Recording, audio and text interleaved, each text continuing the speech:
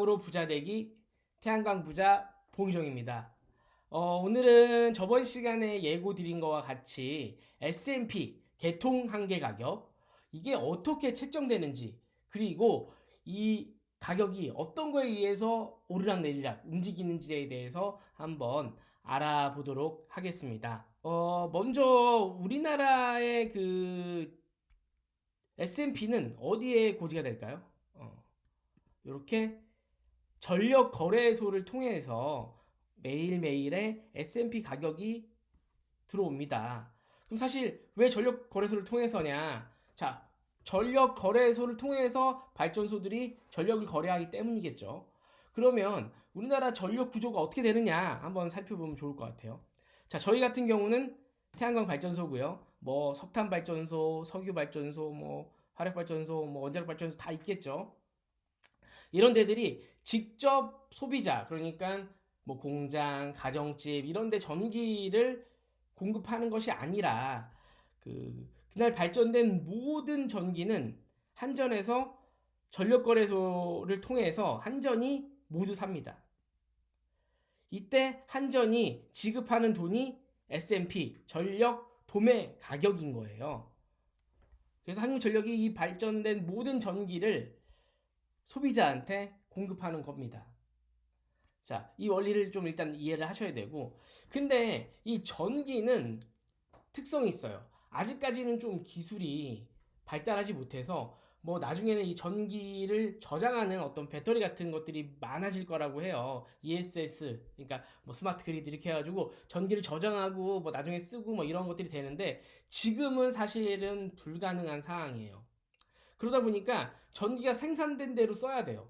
그렇기 때문에 그걸 실시간으로 당일에 어떤 전력 가격을 측정하고 뭐 이럴 수가 없는 거예요. 그래서 이 KPX가 전날 이 시간대별로 발전소들한테 너네 발전 가능해 뭐 이런 식으로 물어보는 거예요. 그래서 발전이 가능하다고 하면 이제 발전을 다음날 그 시간대별로 이제 필요한 전력량과 이걸 보면서 발전된 걸 쓰는 거죠. 계획을 세워서.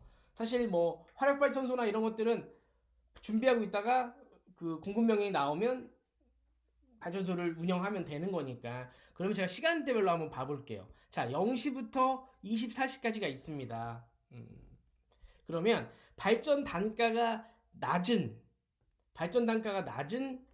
에너지원부터 사용을 하는 거예요. 차곡차곡. 보면 우리나라에서 제일 지금 에너지가 낮게 판단되는 게 원자력 발전인 거예요. 그 원자력 발전은 24시간 내내 이렇게 깔려져 있죠. 자, 그 다음에는 석탄. 석탄도 거의 24시간 내내 깔려져 있는데, 요 전기를 제일 많이 사용하지 않는 시간, 요 3시부터 6시까지는 조금 석탄도 덜 되는 걸 볼 수 있어요. 그 다음에 비싼 LNG. 그 다음에는 중유가 있습니다. 뭐 기름의 일종이죠.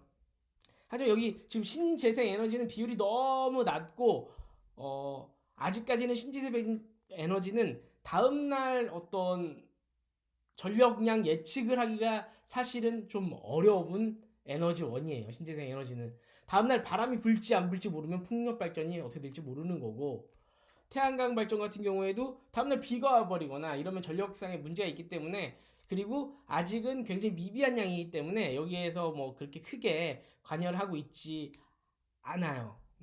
그래서 이 차곡차곡 쌓아지다가 여기까지 새벽 3시를 만약 기준으로 둔다면 4시죠. 여기까지 지금 석탄이 썼잖아요. 여기까지 써서 전력 수요를 다 충당을 했어요. 그러면 이 시간에 가장 많이 쓴 그 한계 가격, 이게 S&P 가격이 되는 거예요.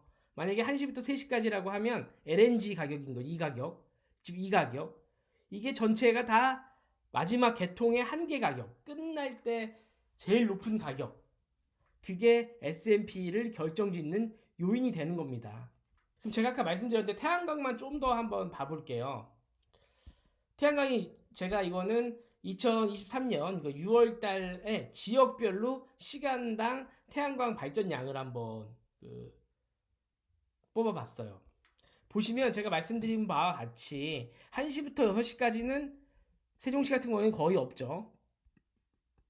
자, 그리고 전라남도 같은 경우에도 발전량이 엄청나게 낮 시간에는 많은데 여기는 없습니다. 이게 없는 이유는 당연하죠. 이 시간대에는 발전이 안 되기 때문이에요. 발전되는 걸 다 써주긴 하지만 이때는 발전량이 너무 미비한 거죠. 자, 그 다음에 7시부터는 조금씩 발전이 되기 시작해서 2시, 3시 되면 최대치가 됩니다. 그 다음에 다시 밤이 되면 발전이 안 되는 거예요. 지금 있는 조그만 수치들은 사실은 뭐 이렇게 저장 장치가 있는 경우나 개인적인 뭐 그런 경우인 것 같아요. 그래서 사실은 이런 태양광 발전 같은 경우에는 이걸 예측할 수 없기 때문에 사실은 좀 어려움이 있는, 좀 한계가 있는 것 같아요. 이제 앞으로 해결해야 될 문제이긴 한데, 그래서 사실은 육지에는 그런 일이 없었는데, 그러니까 올해 보면 제주도 같은 경우에는 이런 게 있었죠. 출력을 제어한다. 제주도는 육지는 한 지금 10% 미만이 신재생 에너지인데 제주도는 20%에 육박해요. 그러다 보니까 신재생 에너지가 2시 정도 되면 너무 많은 거야. 전기가 남아. 그래서 다 어떻게 안 되니까 출력 제어를 합니다. 이런 일이 지금 사실은 벌어지고 있어요. 이게 아까 말씀드렸듯이 전기는 저장되지 않고 발전되는 만큼 다 써야 되기 때문에 이런 일이 생기는 거예요. 그래서 사실은 전날 어떤 계획에 의해서 움직이는데 그게 안 된 거죠. 그러니까 사실 정부에서 어쩔 수 없이 이런 출력 제어를 하는 거고, 이 발전 사업자들은 이제 뭐 굉장히 피해를 봐서 막 법원에 이렇게 하기도 하고 했는데, 그래서 결국에 S&P는 에너지원 발전소에 싼 에너지부터 쭉쭉 쓰다가 가장 마지막에 발전된 에너지의 가격으로 정해지는 거라고, 책정되는 거라고 보시면 되겠습니다. 그러면 S&P는 우리가 보통 LNG의 영향을 많이 받는다고 그래요. 평균적으로 볼 때. 왜냐면 거의 마지막으로 쓰는 게 LNG이기 때문이에요. 그래서 LNG 가격이랑 S&P가 거의 동일하다. 뭐 이런 얘기들을 합니다. 왜냐면 우리 작년 뭐 10월, 11월, 12월 뭐 이때 우크라이나 러시아 전쟁이 나오고 나서 액화천연가스 가격이 폭등하다 보니까 엄청나게 올랐습니다. S&P가 뭐 220원, 230원 막 이렇게 올라가서 뭐 가격 제한제까지 실행되고 했는데 그걸 보면 이 가격에 영향을 받는 게 분명한 거죠. 하지만 조금 더 늦게 받아요. 당일 가격으로 LNG 가격이 형성이 되지만 우리한테 반영되는 거는 두바이유 같은 경우에 받아서 한국으로 오는 데까지 3개월 다시 이거를 가공해서 사람들한테 판매하는 때까지가 그러니까 공급하는 데까지가 한 5, 6개월이 걸리기 때문에 그 LNG 가격이 오르더라도 그게 5개월 정도 있다가 S&P에 반영이 된다고 합니다. 5개월 뒤로 하면 정확히 좀 맞는 거죠. 그래서 보시면 S&P 이게 추입니다. 근데 결국에는 LNG 같은 경우에도 우리는 다 유가에 똑같이 움직이는 상황이에요. 그러다 보니까 국제 유가, LNG, S&P 그래프는 거의 비슷하게 움직인다. 다만 S&P가 한 5개월 뒤로 해서 움직인다고 보시면 거의 뭐 맞는 내용이 됩니다. 예. 그래서 국제 유가나 LNG에 따라서 S&P 그래프도 달라집니다. 뭐 이번에 또 약간 전쟁이 났는데 또 기름값이 오르고 있다고 합니다. 이러면 5개월 있다가, 그러니까 지금이 10월이니까 11, 12, 1, 2, 3월 2, 3월 내년 봄이 되면 S&P 가격이 굉장히 오를 수가 있는 거죠.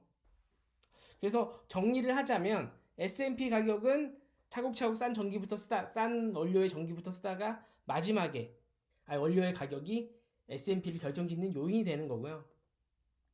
결국에 그 가격이 LNG가 대부분 마지막에 있기 때문에 LNG 가격, 유가에 영향을 받는다고 할 수 있습니다. S&P는. 그래서 앞으로도 이제 뭐 신문이나 뭐 이런 매스컴을 접하실 때 요 가격 추이를, 요 원리를 좀 생각하시면서 보시면 앞으로의 발전 수익을 예상하시는데 도움이 될 것 같습니다.